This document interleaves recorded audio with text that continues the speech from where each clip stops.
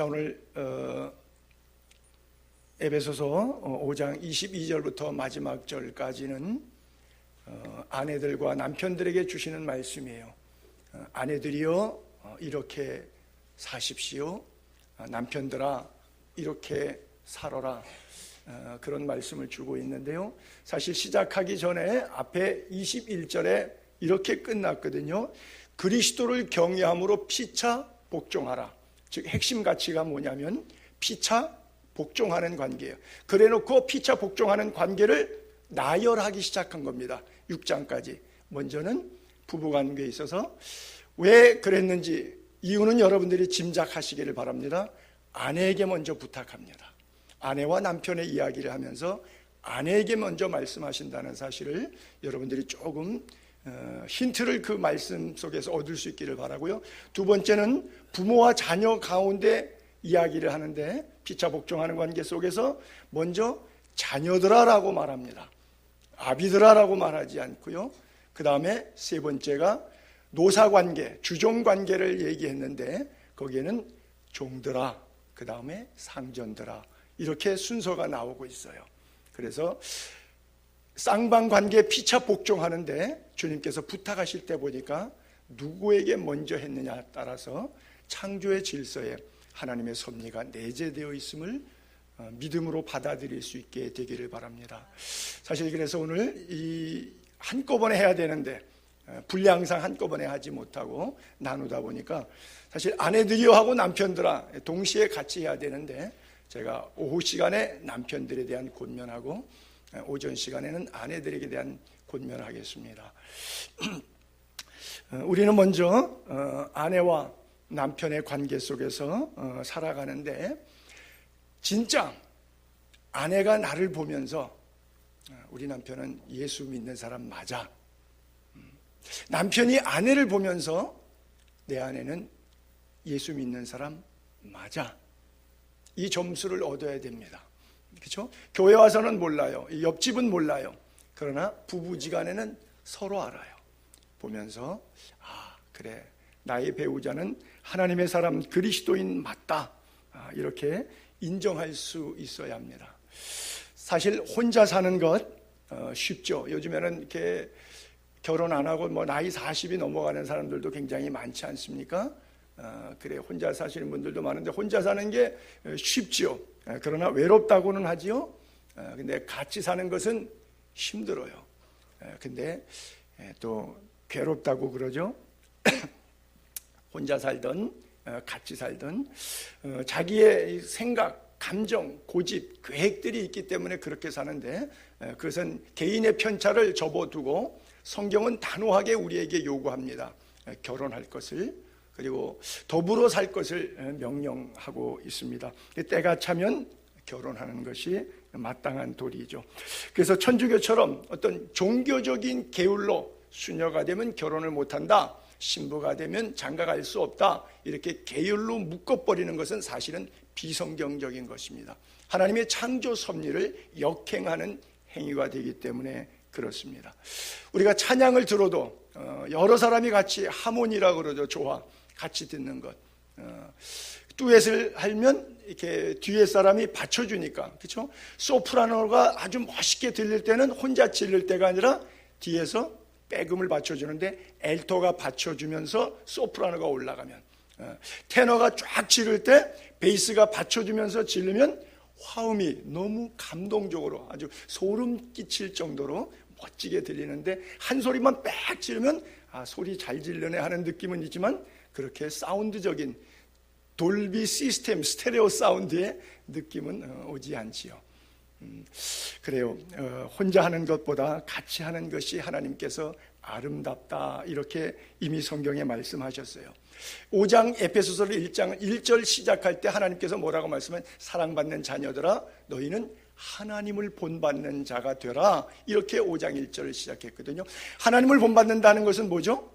하나님이 거룩하신 하나님이죠. 내가 온전하니 너희도 온전하라 그러셨잖아요.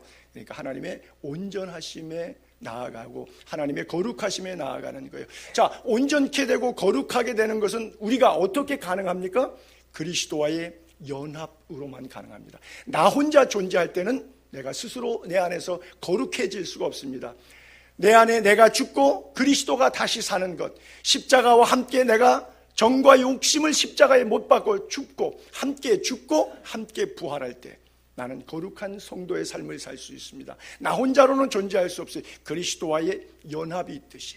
그래서 우리 죄인들에게 하나님께서 남자와 여자를 창조하시고 하나님이 직접 에덴 동산 결혼식장에서 신이 주례하시면서 말씀하신 거예요. 그리고 돕는 배필로 하나님께서 하와를 지으신 겁니다.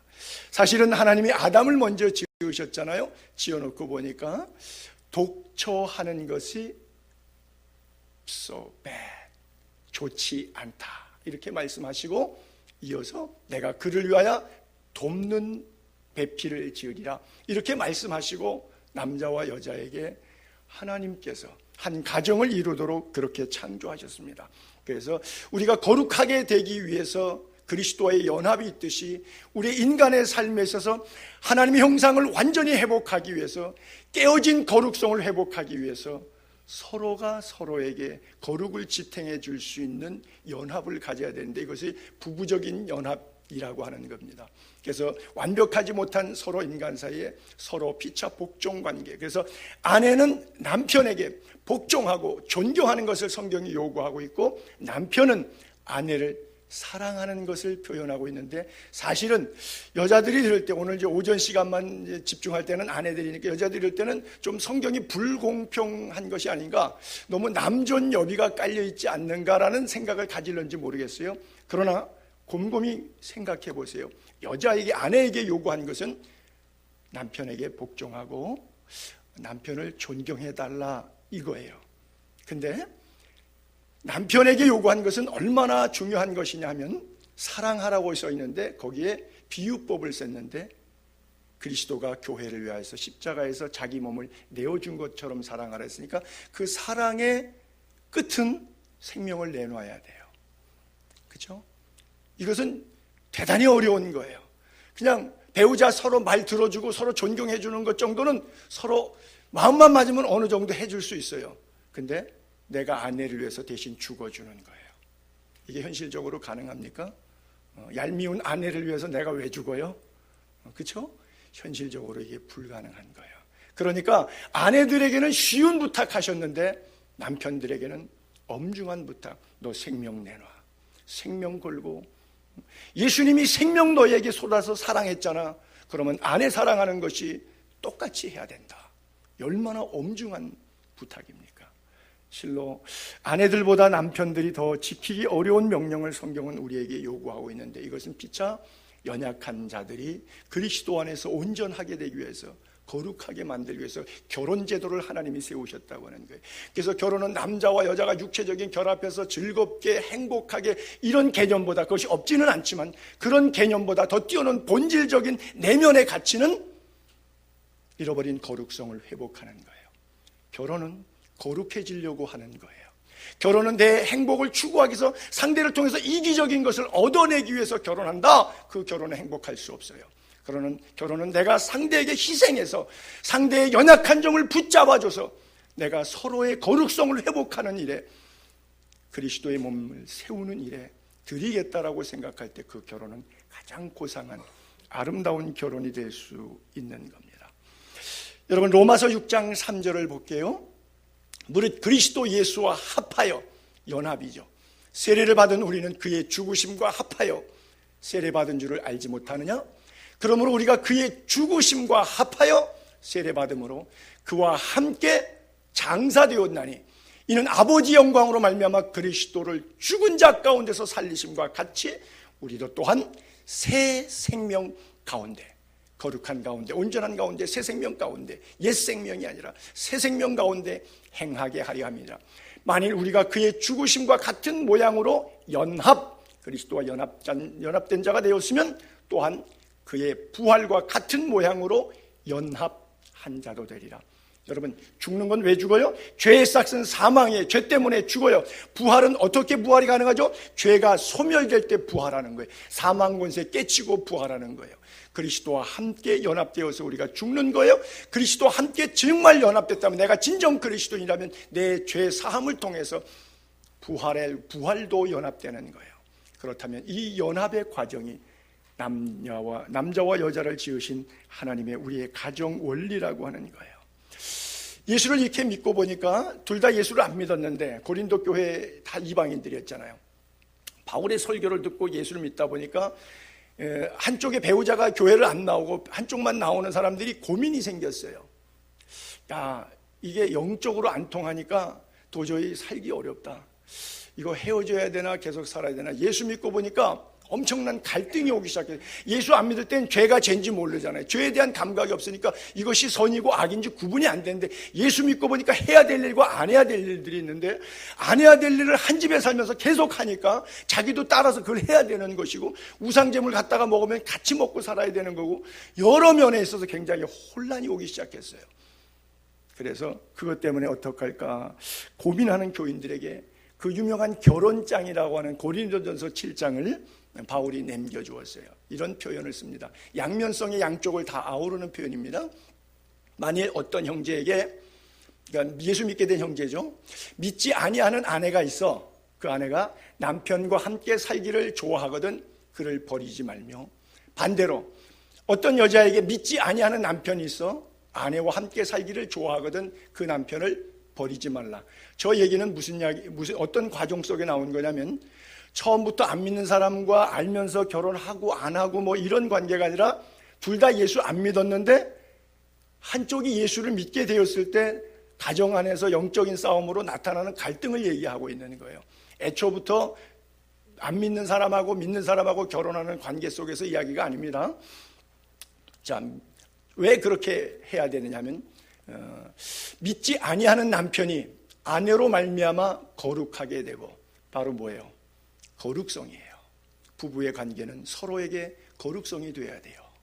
믿지 아니하는 남편이 아내로 말미암아 거룩하게 되고, 반대로 또 믿지 아니하는 아내가 남편으로 말미암아 거룩하게 되나니 그렇지 않으면 너희 자녀도 깨끗하지 못하리라. 그러나 이제 거룩하니라 그랬어요. 뭐예요? 희생을 요구하고 있는 거예요. 아내의 희생, 남편의 희생을 통해서 먼저 믿은 자가 나중 믿게 된 자를 위해서 희생을 통해서 거룩하게 만들어가는 과정, 이것이 하나님이 세운 가정제도의 창조의 질서라고 하는 거예요. 어떻게 거룩하게 될 수 있을까? 우리 베드로전서 3장 1절에 보게 되면 거룩하게 되는 과정의 방법에 대해서 베드로 사도는 이렇게 가리키고 있습니다. 아내들아, 이와 같이 자기 남편에게 순종하라. 이는 혹 말씀을 순종하지 않는 자라도, 그렇죠? 아까 고린도서에 나왔던 것처럼 아내는 믿고 남편은 안 믿어요. 근데 예수 잘 믿는 아내가 예수 안 믿는 남편에게 순종을 잘해요. 발시침을 잘해요. 그렇죠? 그러면 남편이 감동을 받는다는 거예요. 이는 혹 말씀을 순종하지 않는 남편이지만 그 아내의 행실로 말미암아, 아내의 희생적 삶으로 말미암아 구원을 받게 하려 함이니 그도 아내 때문에 예수 믿게 된다는 거예요. 너희의 두려워하며 정결한 행실을 보미니라. 아내의 정결한 행실 때문에 남편과 시댁이 구원 얻을 수 있게 된다. 그러니까 여자들 보고 이런 거 하지 말라는 거예요. 3절부터 여자들 좋아하는 건데 여러분 좀 이렇게 마음속에 받아들이기 좀 힘든 부분일 거예요. 이 3절부터는 너희가 복장, 옷 입는 거, 머리 꾸미는 거, 행동하는 거에 있어서 단장은 머리를 꾸미고 금을 차고 아름다운 옷을 입은 외모로 하지 말고. 여자들은 평생 꿈이 그거거든요. 명품백 들어보고 머리 비싼 집에 가서 해갖고 굉장히 여기 뭐 현란하게 꼽고 다니고, 외국 영화 같은데, 고대 로마 영화 같은데 보면 여자들은 머리에다가 뭐 금을 뭐 좌우로 앞뒤로 다 꼽죠. 뭐 왕관을 쓰기도 하지만, 뭐 동양에도 그렇지만 뭐 굉장히 화려하게, 남 볼 때 나 머리에 금 많이 둘러서 이거 뿌렸지 금이야 뭐 이런 거죠. 머리를 그렇게 꾸미고 금을 차고 아름다운 옷을 입고, 옷 한 벌에 1,000만 원 넘는 옷도 있죠. 아름다운 옷을 입고 외모로 하지 말고. 여자들이 사치를 좋아하죠. 이렇게 말한다고 또 저를 또 여성들이 우리 목사님 왜 쓸데없는 소리 하나 이렇게 하지 마시고 성경에 있는 이야기 하는 거예요. 그냥 그거 하지 말고 뭘 할 거냐? 남편 구원하기 위해서 오직 마음에 숨은 사람, 이게 뭐예요? 속 사람이 경건해야 돼요. 속 사람이 온유하고 안정한, 심령에 썩지 아니할 것. 세상의 것은 다 썩어요. 신령한 것, 영적인 것만 안 썩습니다. 그러니까 육으로 살지 말고 영으로 살으라고 하는 거예요. 세상 풍조 쫓아가지 말고, 세상 본받지 말고, 세상 사랑하지 말고 신령한 것으로 하나님의 말씀으로 살아가라고 하는 거예요. 말씀의 지시하심, 요구하심대로 순종하라고 하는 거예요. 심령에 썩지 아니할 것으로 하라. 이는 하나님 앞에 가장 고상한 것이다, 값진 것이다, 이렇게 표현하고 있어요. 그래요. 그런데 자, 이제 반대로 또 아내들이 난 못 살겠다, 남편들이 또 난 못 살겠다, 당신 예수 믿는 것 때문에 내가 못 살겠다, 아까 같으면은 예수 믿어도 우리 같이 살아보자, 그러면 여자가 희생적으로 잘 섬겨서 남편의 감동을 줘서 예수 믿게 구원에 이르게 할 수 있는데, 반대로 아주 못된 배우자가 있을 수가 있겠죠. 혹 믿지 아니하는 자가 너 예수 믿어? 교회 나가? 교회 안 나가든지 예수 안 믿든지 너 나랑 이혼하든지 해. 그럴 때는 갈리거든 갈리게 하라. 굉장히 힘든 표현이죠. 그러나 형제나 자매나 이런 일에 구애될 것이 없느니라. 그러나 하나님은 화평 중에 너희를 부르시나. 거기에 중요한 것을 기억하십시오. 그냥 그러면 쉽게 넘어갈 수 있는 게 아니라 but 그러나 하고 단서를 붙였어요.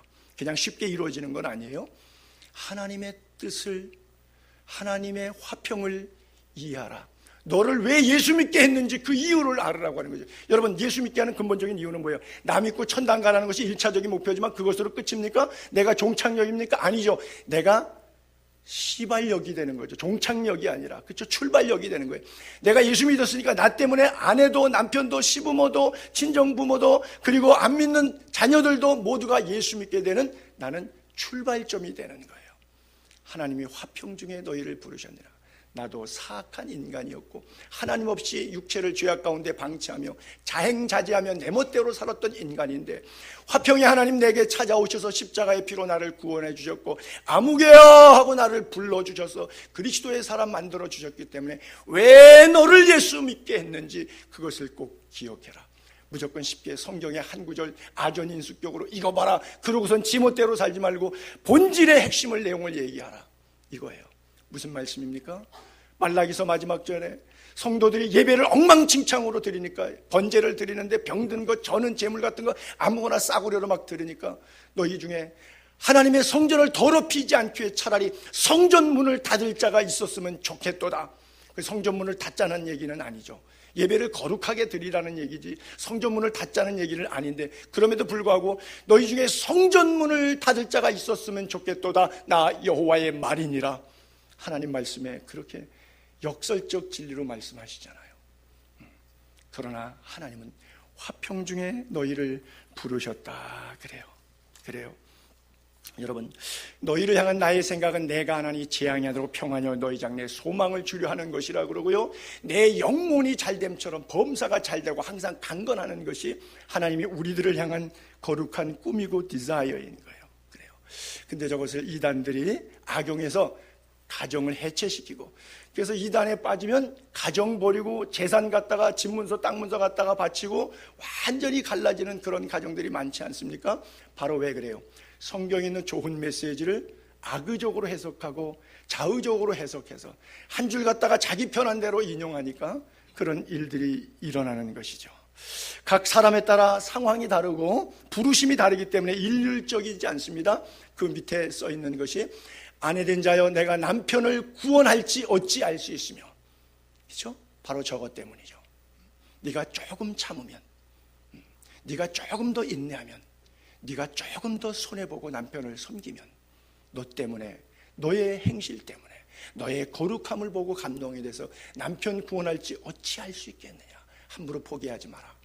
남편 된 자여 반대로 내가 내 아내를 구원할지, 남편의 섬김을 통해서 아내가 감동받아서 남편이 나한테 이렇게 잘해주는데 남편이 믿자고 하는 예수 내가 굳이 고집부리며 안 믿을 이유가 뭐가 있을까?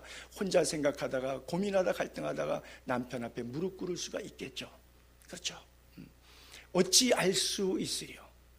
Only God knows. Who knows? 하나님만 아시고 누가 알 수 있겠냐는 거예요. 오직 주께서 각 사람에게 나누어 주신 대로, 하나님이 각 사람에게 부르신 그대로, 나누어 주신 대로, 부르신 그대로 행하라.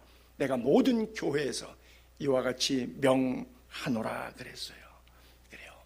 그래서 천편일률적으로 저 15절에 앞에 있는 빨간 글자 갈리거든 갈리거라, 그 한 구절만 갖다가 대고 살면 그것은 이기적인 자기 욕망이 될 수 있어요. 하나님이 각자의 인생을 향해서 친히 운전하시고 섭리하시는, 나눠주신, 부르신 이유와 목적과 방향이 있습니다. 기도하면 보입니다. 영적으로 깨어있으면 보입니다. 그래서 그것을 보고 가장 거룩한 길을 걸을 수 있는 가정들 될 수 있기를 바랍니다. 오늘 본문 22절, 23절, 24절 다시 한번 쭉 볼게요. 아내들이여 자기 남편에게 복종하기를 주께 하듯하라. 이는 남편이 아내의 머리됨이 그리스도께서 교회의 머리됨과 같음이니 그가 바로 몸의 구주시니라. 굉장히 무서운 말이죠. 몸의 구주. 그러나 교회가 그리스도에게 하듯 아내들도 범사에 자기 남편에게 복종할지니라. 자, 저 세 구절을 세 말로 요약하면 그런 거죠. 첫 번째는 자기 남편에게 범사에 복종하라. 그리고 그 두 번째는 그 복종해야 될 이유는 바로 우리 가정의 머리다라고 하는 거예요. 그렇죠? 나라에는 대통령이 머리 역할하고, 학교에는 교장이 머리 역할하고, 군대에는 대장이 머리 역할하고, 또 교회는 영적인 아버지 역할로 목사님이 하는 기능들이 있고요. 가정에서는 남편이 제사장적 기능이 있죠. 하나님께서 그렇게 창조 때 의도하셨기 때문에 머리됨과 같음이라. Exactly, head라고 하는 거예요. 헤르코러스의 기능을 가진 거예요. 그리고 세 번째는 복종이 잘 안 돼요. 아이고, 돈도 못 벌라는 주제에 저 남편 쪼다 같은 거 내가 저기다가 뭘 믿고 살아? 그리고 내가 복종할 수 없어. 마음이 복종이 안 되잖아요. 그때 주님께 하듯, 그리스도에게 하듯 남편에게 그렇게 하래요. 여러분, 예수 믿으면서 나 주님께 할 수 없어, 나 그리스도 믿을 수 없어, 그런 여성도님들 있습니까? 내 주님 믿었더니 허탕이야. 주님이 뭐 나에게 준 게 뭐가 있어? 나 그리스도 믿을 수 없어, 그리스도에게 복종할 수 없어. 그런 여성도가 아마 없을 거예요. 이 자리는 어떤 상황 속에서도 내가 질병이 들고 사업이 어렵고 경제가 어렵고 자녀들이 속세이고 문제가 있어도 그때도 내 인생을, 나를 가장 잘 아시는 하나님께서 가장 신실한 것으로 채우실, 여호와의 선하심을 맛보아 알기 때문에 나 같은 죄인을 구원하신 하나님에 감사하기 때문에 그 십자가 굳게 붙잡고 끝까지 그리스도에게 복종하고 말씀으로 순종하며 살도록 몸부림칠 거예요. 그리스도이기 때문에 상대가 주님이기 때문에. 근데 남편을 그 주님처럼, 그리스도처럼 우리가 예수 믿듯이 남편을 그렇게 복종하라고 하는 거예요. 쉽지 않은 부탁을 성경은 우리에게 요구하고 있어요. 그렇죠? 사랑은 인격적인 교감입니다. 여러분, 동물의 왕국 영화 같은 거 보면요, 순놈들끼리 그냥 뭐 이렇게 꽃사슴도 싸우고, 뭐니까 물개도 싸우고, 말도 뒷발질하고 서로 물면서 서로 싸우는데 순놈들끼리만 싸워요. 순놈과 암놈이 싸우는 예는 없습니다. 동물의 왕국 보면은. 그거 왜 싸우죠? 암놈 차지하려고. 닭도 수탉들이 암탉을 갖다가 거느리기 위해서 수탉끼리 싸움하죠. 왜 싸워요? 이겨서 정복해요. 그러면 짐승의 세계의 암놈은 뭐예요? 짐승의 세계의 여성성은 뭐예요? 순놈의 전쟁 전리품입니다. 그렇잖아요. 순놈들의 전쟁 전리품에 불과해요. 그래서 암탉을, 암컷들을 순놈이 10마리, 20마리 마음껏 거느릴 수 있는 거예요. 순놈 싸움에서 내가 이겼기 때문에. 이건 짐승의 세계예요. 근데 흡사 인간 세계에서도 이렇게 전락된 것 같아서 슬픈 면이 없지 않아 있습니다. 그래요. 지배하고 점령하고 일부 다처제로 사는 그런 비인격적인 짐승사회. 성경의 부부관계는 아내에게 복종하고 남편에게 사랑하라고 명령했는데, 여러분, 짐승이, 예를 들어서 암놈이 순놈에게 복종했다. 짐승이 복종입니까? 순놈이 암놈을 사랑했다. 짐승의 사랑이 사랑이겠습니까? 아니죠. 왜냐하면 인격이 없기 때문에. 주님께서 우리에게 요구하시는 것은 아내와 남편 사이에 인격적인 복종과 인격적인 사랑을 요구하고 있는 겁니다. 오늘날 우리 많은 부부들이 여기에 있어서 그 인격성이 퇴보되고 전락된 그런 느낌이 있어서 참 안타깝습니다. 그러니까 유럽에서 제일 먼저 한 3, 40년 전에 불란서에서 유행했던 계약결혼이라고 하는 것이 있죠. 서로 성격이 맞나 안 맞나 살아보고 그 다음에 결혼하자. 근데 옛날 계약결혼 이건 말도 안 돼. 3, 4년 전에 시작할 때 그랬습니다. 우리의 분위기는. 근데 지금은 그거 말 되네. 지금 분위기가 이렇게 바뀐 세대가 되었죠. 어떤 가정은 여자가 더 똑똑하고 여자가 더 계급도 높고 여자가 더 돈도 잘 버는 가정이 있습니다. 이런 가정의 경우에는 대부분 여자들이 힘이 있으니까 권력을 줘가지고 남편에게 잘 복종하지 않습니다. 그러나 여러분 기억하십시오. 돈의 논리보다 권력의 크기보다 성경의 말씀의 권위가 상위해야 합니다. 자기가 가진 환경과 상황과 물질과 권력 아무리 높다고 해도 성경의 가치보다 높을 수는 없습니다. 말씀에 복종하셔야 됩니다. 돈 몇 푼 좀 벌다고 남편보다 똑똑하다고 우습게 알면 그것은 성경적으로 사는 가정의 삶은 아닌 겁니다. 하와가 얼마나 똑똑한 줄 아십니까? 그래요. 보세요. 하와가 그 나무를 본즉 먹음직하고 보암직하고 지혜롭게 할 만큼 탐스러워요. 지혜가 있으니까 저 지혜를 또 요구하는 거예요. 지혜롭지 못한 사람은 지혜에 대한 감각조차 없는데 지혜로운 사람은 이 지혜의 귀중함을 알아요. 지혜롭게 할 만큼 탐스러워요. 나무인지라. 그 여자가 열매 따먹은 다음에 자기가 선택한 길이죠. 그리고 자기와 함께 있는 남편에게도 주매 그도 먹은지라. 저렇게 간단하게 써 있어요. 근데 저는 상상을 해봐요. 줄 때 입 딱 닫고 이랬을까요? 아니요. 뭐라고 말했을 것 같아. 당신이 이것을 먹어야 될 분명한 이유를 설명했을 거예요. 왜? 단마디로 써 있지만 아마 실갱이도 있었을런지 모르겠어요. 왜? 남편은 분명히 들었잖아요. 하나님 이거 먹지 말라고. 먹는 날엔 정령 죽는다고. 여보 이거 먹으면 안 되는 거야. 이거 왜 먹었어? 그러나 아내가 또 아내 나름대로 지혜를 짜내서 어떤 표현을 썼겠죠. 그러니까 주니까 그도 먹더란 얘기죠. 결국 지혜에서는 누가 이긴 겁니까? 아담의 지혜가 이겼습니까? 하와의 지혜가 이겼습니까? 하와의 지혜가 이겼지요. 그래요. 말씀을 떠난 자의 삶, 지혜로운 것 같지만 결국은 똑똑 바보라 그러죠. 그것은 옳은 것이 아니에요. 탕자가 돈 가지고 자유 누리면 마음껏 행복하게 살 줄로 알았는데, 그러나 탕자의 최후는 그것이 아니었어요. 진정한 자유함과 진정한 풍성함과 진정한 행복함은 다시 아버지의 품에 돌아왔을 때 손에 금가락지를 끼고 발에 신발을 신고 새 옷을 입고 송아지를 잡아 마을에 잔치하면서 나를 사랑하신 그 아버지의 놀라운 사랑에 그가 감격합니다. 예수 그리스도 안에 진정한 행복이 있습니다. 진리 안에만 참된 행복이 있음을 믿게 되기를 바랍니다. 어떤 사람 보기에 바른 길이지만 필경은 사망의 길이 있다고 했습니다. 그래요. 여러분, 뭐가 지혜로운 것인지, 성경 말씀이 요구하시는 삶에 순종하는 것이 얼마나 지혜로운 것인지 깨닫게 되기를 바랍니다. 잠언 18장 6절과 7절에 보게 되면 미련한 자 입술은 다툼을 일으키고 그의 입은 매를 자청하느니라. 미련한 자의 입은 그의 멸망이 되고 그의 입술은 그의 영혼에 금을 되느니라 그래요. 예전에 제가 어렸을 때 우리 부모님이 부부싸움을 하는 걸 이렇게 보지 않습니까? 여러분, 제가 예전에도 부탁한 것 같은데 여러분 평생 자식들 앞에서는 부부싸움 하지 마세요. 그냥 싸울 일 있으면 차 타고 멀리 가서 한바탕 저 산에 가서 하세요. 뭐 치고받고 하든 뭘 하든 간에 절대 자식들 앞에서는 부부싸움 하지 마세요. 자식들 앞에 부부싸움하면 그 아이가 성공적인 인생을 살기 어려워요. 그래요. 정태기 박사라고 이 가정상담 실천 그 대학원 그 총장인 그분은 그래요. 부부싸움을 자꾸 애들 앞에서 하면 그건 애들 보고 무기징역으로 감옥에 가거나 안 그러면 자살 우울증으로 그냥 자살하거나 둘 중에 하나 하라고 말하는 거나 마찬가지라고 그렇게 이야기까지 하시더라고요. 아주 극단적으로. 그래요. 저도 어렸을 때 우리 부모님 부부싸움을, 우리 아버지가 목사인데도 대학을 나왔는데도 초등학교도 못 나온 우리 어머님한테 말싸움하니까 지더라고요. 여자가 그렇게 지혜로운지 나는 몰랐어요. 말로 안 돼. 말로 안 되면 남자들은 뭐 나가죠? 주먹이 나가. 이것이 뭐 미련한 짓이라고 그래요.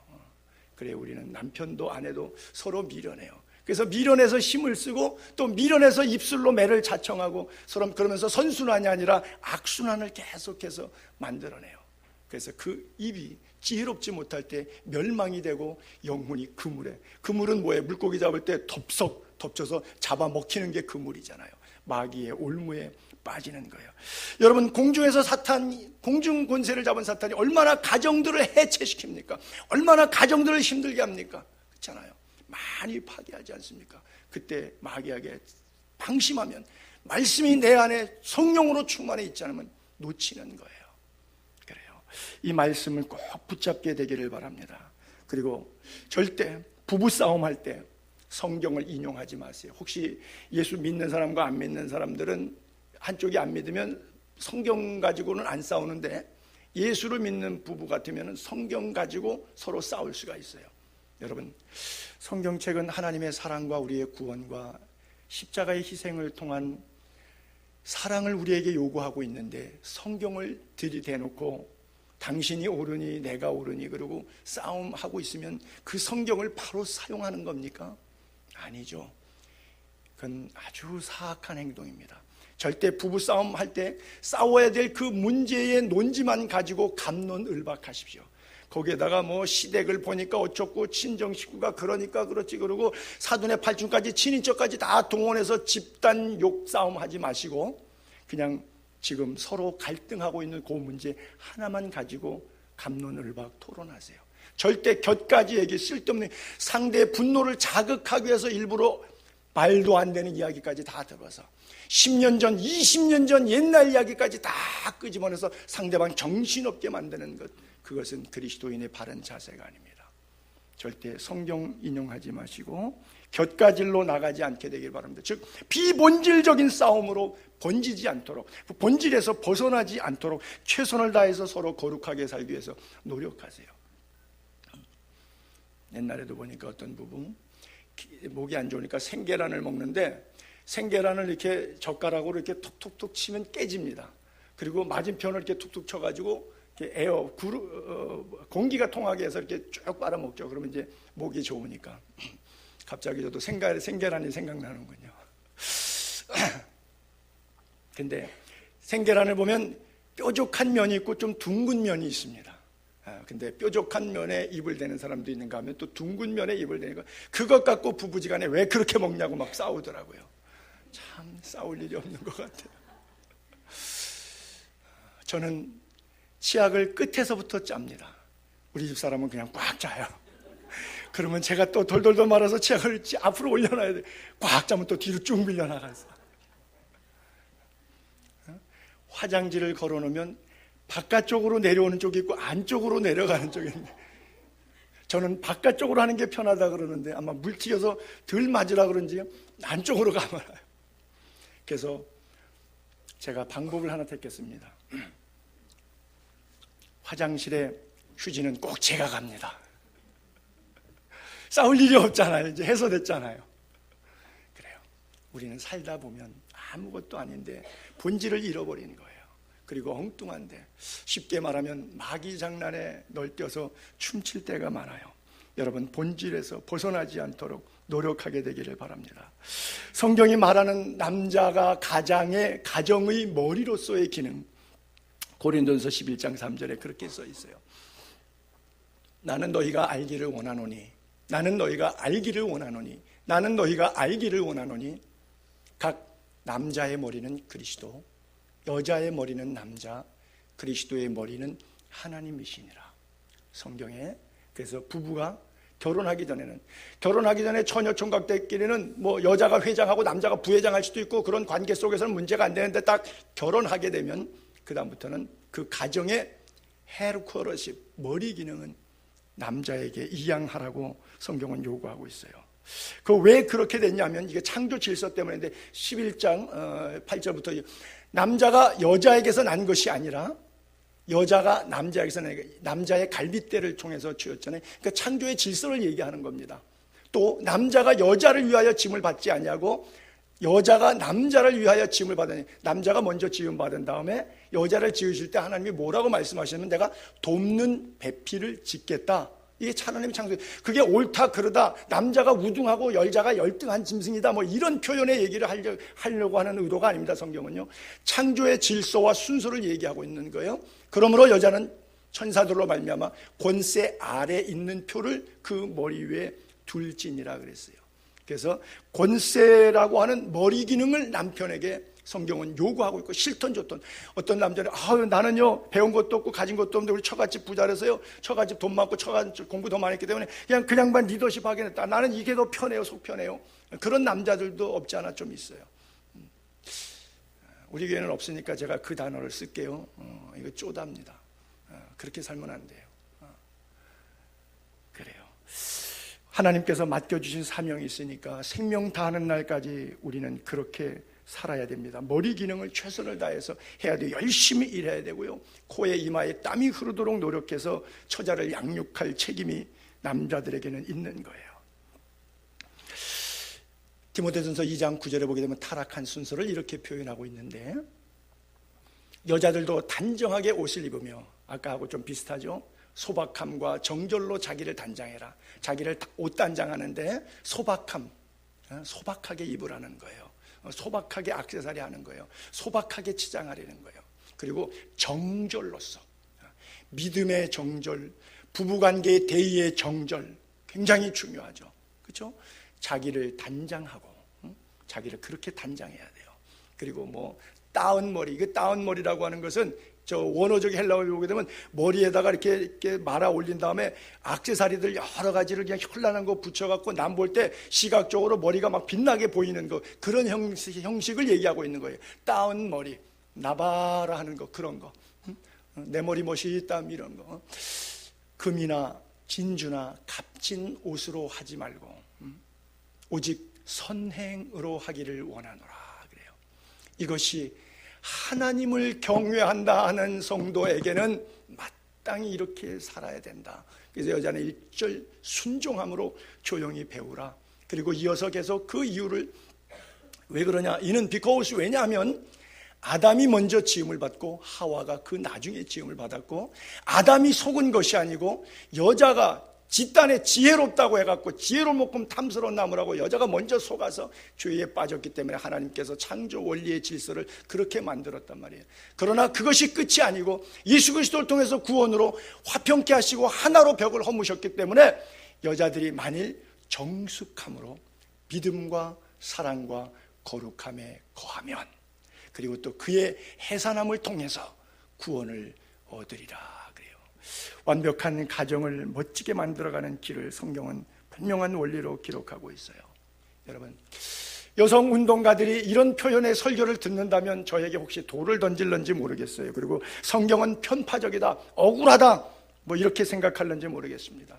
그러나 여러분, 좀 더 깊이 이해해보면 하나님이 남자와 여자를 지으셨을 때 남자를 여자처럼 짓지 아니하고 여자를 남자처럼 짓지 아니하시고 거기에 성 호르몬을 양쪽으로 분비하면서 한쪽에 더 많은 것들, 또 다른 호르몬들을 작용들을 주셨어요. 그래서 남성은 남성답게 육체도 생각도 삶도 인격도 언어도 그렇게 씁니다. 여성은 여성답게. 요즘은 그런 표현 안 쓰는데, 제가 청소년 전에 자랄 때만 해도 여자 또래 아이들은 전부 다 꿈이 뭐냐 하면 현모양처 되는 거였습니다. 왜요? 내가 남자가 돼서 돈 많이 벌어서 뭐 더 남자들 지배할 수 있는 권력을 가져서 뭐 이런 이야기하는 사람은 거의 없었어요. 여자들의 꿈이 그 청소년기 안에서 나오는 호르몬이 자기의 삶의 인격을 요구하는 바가 아름다운 가정 만들고 남편 잘 받들고 아이들 잘 양육해서 행복한 가정 이루고 싶은 것이 너나 없이 모든 소녀들의 꿈이었어요. 요즘은 조금 그런 아이들도 있고 더 그렇지 않은 세대로 조금 변화됐는지는 모르겠어요. 왜 그러냐면 걔가 꿈이 없어서, 걔가 너무 인생이 짧아서가 아니라 하나님께서 창조하신 여성 호르몬 가운데 그 기능을 여성에게 주셨기 때문에 여성다움과 남성다움의 차이를 하나님이 구분하신 거예요. 하나님이 구분하셨는데 어떻게 할 거예요? 그렇잖아요. 그러니까 하나님의 창조물인 인간은 하나님의 창조의 질서에 따라 살아가는 것이 마땅한 거예요. 복종이 안 될 때가 있지만 우리가 복종해야 됩니다. 그 오늘 메시지에 주께 하듯 그리스도에게 하듯 복종하라고 말씀하고 있지 않습니까? 주님께 그리스도에게 복종했는데 우리가 억울하다고 말할 수 없죠. 이게 잘 안 되기 때문에, 그렇죠? 아내가 남편에게 복종하는 거 이거 쉽습니까? 잘 안 되잖아요. 안 되기 때문에 오죽하면 야 주님께 하듯이 한번 해봐, 이렇게까지 말씀하고 있겠습니까? 어렵지만 복종해야 됩니다. 그러나 이 메시지를 들으면서 우리 남편들은 속으로 그렇게 생각해야 됩니다. 내가 아내가 복종할 수 있을 만큼 아내를 사랑하는 그런 가슴이 있어야지, 왜 나에게 복종하지 않는가를 스스로 안에서 고민하면서 답을 찾도록 노력해야지. 또 집에 가서 여보 들었지 오늘? 이러면 또 쪼다 되는 겁니다. 그래요. 여러분, 남편을 주님처럼 복종하라 그러는데 남편이 주님이라고 하는 뜻은 아닙니다. 그렇죠?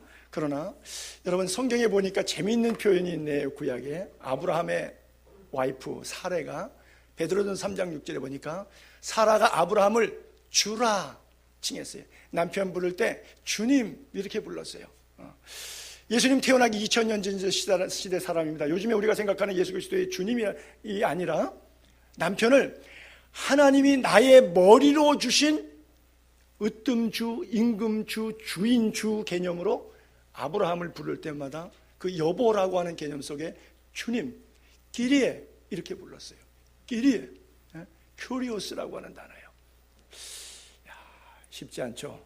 오늘부터 돌아가서 한번 해보세요. 남편에게 주님, 그러면 여보 미쳤어? 당신 이단이야? 그런 소리 들을는지 모르겠어요. 그러나 그 의미를 하시는 하나님께서 용서하실 거예요? 그래요. 주라. 계속 읽을게요. 아니요, 넘어갔네요. 잠깐만요. 주라 하여 뭐 했다고요? 순종했다. 말로는 주여 그리고 순종 안 해. 예수 믿는데 주여 들어 주옵소서. 그런데 주님께서 그 응답되려면 하나님 약속의 말씀대로 행해라. 그런데 아니 그거는 말고요, 주기만 하세요. 나보고 뭘 요구하지는 마세요. 이런 식이죠. 남편을 주라 칭해놓고 순종 안 한다 그러면 그건 아닌 것이죠. 순종한 것 같이 너희는 선을 행하고 아무 두려운 일에도 놀라지 아니하면 그의 딸이 된 것이니라. 여러분 아시다시피 창세기 22장에 보게 되면 아브라함이 하나님의 명령을 받고 모리아산에 아들 이삭을 번제로 드리기 위해서 3일 길을 떠납니다. 부엘세바로부터 베들레헴을 통해서 예루살렘까지 모리아산 언덕 여부수족 속의 땅까지 올라가는데 3일 길 동안 걸어갔습니다. 그런데 사라가 남편이 번제 드리러 간다고 이렇게 가는데 딴 때는 맨날 이렇게 어린 양이나 뭐 순염소나 뭐 이렇게 이런 걸 끌고 가더라고요. 몸종들 데리고 나귀에 안장 지우고 그 다음에 뭐 칼하고 뭐 연장에다가 장작더미 실어 갖고서는 이렇게 해서 쭉 가서 들에 가서 또 여호와의 제단 쌓고 이렇게 예배하고 그러고 오시더라고요. 늘 남편이 그렇게 하셨어요. 근데 그날은 가는데 짐승을 안 데려가네요. 번제하러 간대. 장작, 칼 다 나귀에다가 싣고 가는데 감 잡았을까요? 안 잡았을까요? 여자는 감 잡는데 귀신입니다. 근데 안 말렸어요. 안 말렸어요. 남편이 하는 일에 복종했어요. 글쎄 모르겠어요. 자세한 내막이 안 나오는데 남편이 아내에게 말했을런지 안 했을런지는 모르겠어요. 그러나 나타난 그림의 현상으로 볼 때 짐승 안 가지고 뭐 짐승 안 가져가는지 안 가져가는지 그냥 천막 안에 들어 누워갖고 남편이 그냥 3일길 외출 떠나는데도 밖에도 안 나가고 그냥 누워서 있었을 여자는 아닐 거 아니에요. 나갈 때 잘 다녀오시라고 인사하면서 남편을 주라고 받드는 여자가 뭘 가져가는지 또 아내니까 여행에 보따리 짐도 챙겨줄 것 아니겠어요? 그런 거, 그 다음에 종들에게 우리 노인 나이가 많으니까 너희 좀 잘 모시고 다녀와라. 종들에게 안부도 부탁할 것이고 여러 가지 상황을 살필 거예요. 현숙한 여인이었으니까. 근데 어디를 봐도 짐승이 없는데 이삭만 데리고 가는데, 평소에는 이삭 안 데리고 다니셨는데 그날은 또 유달리 아침에 이삭을 일찍 깨워갖고 목욕까지 시키더니 애를 데리고 가는데 짐승은 없이 가니까 마음이 덜컥 무너져 내렸어요. 내가 90에 낳은 아들인데 하나님이 주신 건데 이거 뭐 잘못되면 어떡하나, 얼마나 마음이 걱정이 됐겠어요. 우리는 돈 몇 푼 손해본다고 남편 잡지요. 응? 남편 아주 잡습니다. 잡어. 응? 돈 몇 푼 손해볼까 봐. 근데 아들을 바치러 가는 남편 뒤에 잭소리하지 않고 그냥 묵묵히 바라보는 사라의 심정, 아브라함을 주님으로 불렀기 때문에 순종하는 거죠. 얼마나 고상하고 가치 있는 아내, 성경적인 아내의 삶입니까? 그래요. 기독교의 중심, 핵심 가치는 한마디로 표현하면 순종이냐 불순종이냐의 차이입니다. 여러 가지 교리적인 신학적인 얘기를 다 서술할 것 없이 그냥 한마디로 기독교의 핵심 가치는 말씀에 대한 순종이냐 불순종하며 살 것이냐는 것이죠.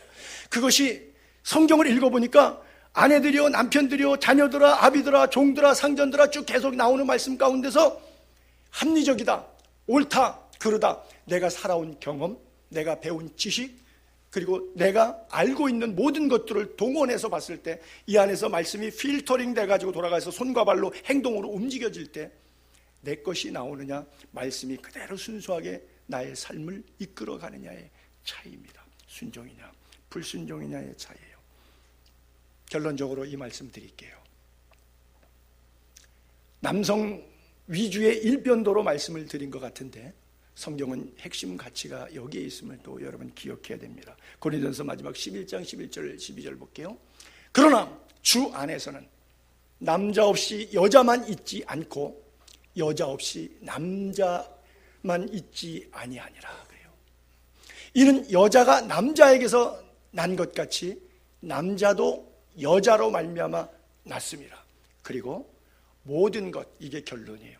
모든 것, 즉 남자든 여자든 모든 것은 어디서부터 왔느냐?